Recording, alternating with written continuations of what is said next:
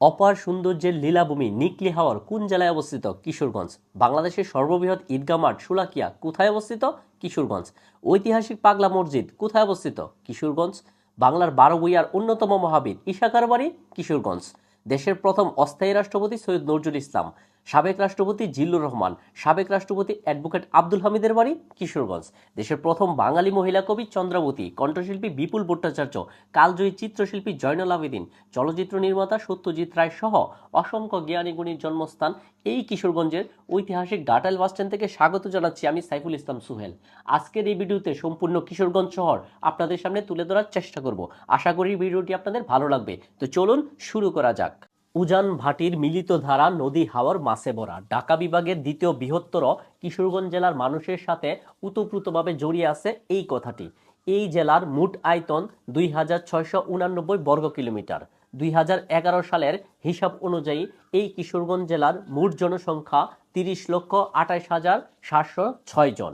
জেলাটিতে উপজেলা রয়েছে 13টি, পৌরসভা রয়েছে 8টি এবং ইউনিয়ন পরিষদ রয়েছে 108টি। এই কিশোরগঞ্জ জেলার প্রাণকেন্দ্র কিশোরগঞ্জ জেলা শহরটি আজ আপনাদের সামনে তুলে ধরতেছি। যে কোনো মুহূর্তে আপনি আপনার বাড়ির ছাদ অথবা আঙিনা আমাদের ক্যামেরায় দেখে ফেলতে পারেন।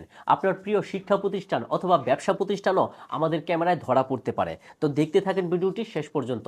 ভিডিওতে যদি কোনো ভুল ত্রুটি থাকে আশা করি ক্ষমা সুন্দর দৃষ্টিতে দেখবেন।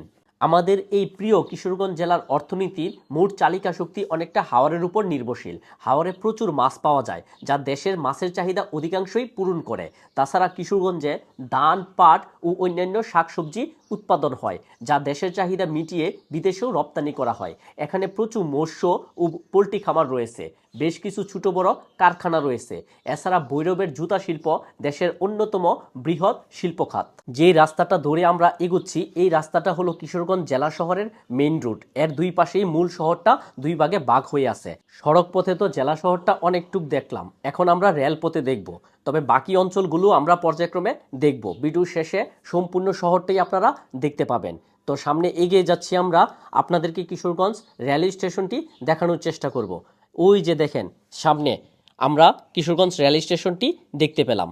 তো আমরা এখানেও থামবো না, আমরা চলে যাব একদম সৈয়দ নজরুল ইসলাম মেডিকেল পর্যন্ত। ওইখানে গিয়ে আমরা এই পথটা শেষ করব।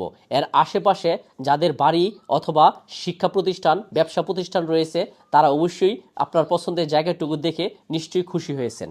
শহীদ সৈয়দ নজরুল ইসলাম মেডিকেল কলেজ বাংলাদেশের কিশোরগঞ্জ জেলায় অবস্থিত চিকিৎসা বিষয়ক উচ্চশিক্ষা দানকারী একটি প্রতিষ্ঠান।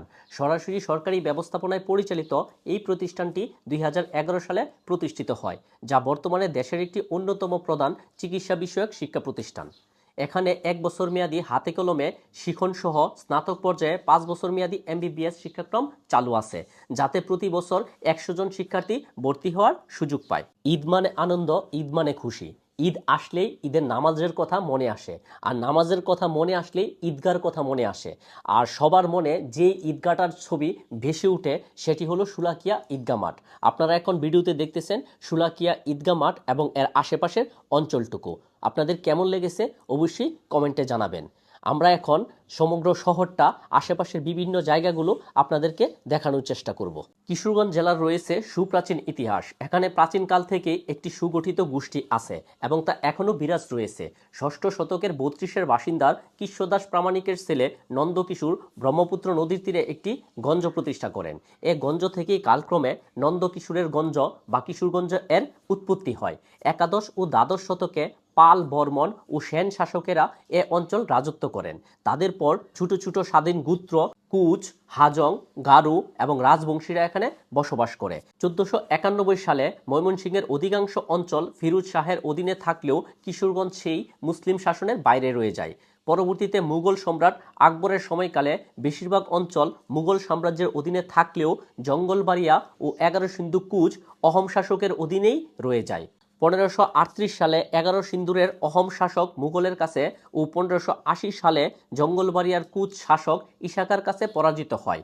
1580 সালে 12 ভূঁইয়ার প্রধান ইশাখা 11 সিন্ধুরের আকবরের প্রধান সেনাপতি মানসিংহকে পরাজিত করেন। ইশাখার মৃত্যুর পর জঙ্গলবাড়িয়া ও 11 সিন্ধু তার পুত্র মুসাখার অধীনে চলে যায়। ধৈর্য সহকারে এই পর্যন্ত দেখার জন্য আপনাকে অসংখ্য ধন্যবাদ। তো ভিডিওটি এখানেই শেষ করছি। দেখা হচ্ছে অন্য কোনো ভিডিওতে। সেই পর্যন্ত ভালো থাকবেন, সুস্থ থাকবেন, সুন্দর থাকবেন। আল্লাহ হাফেজ।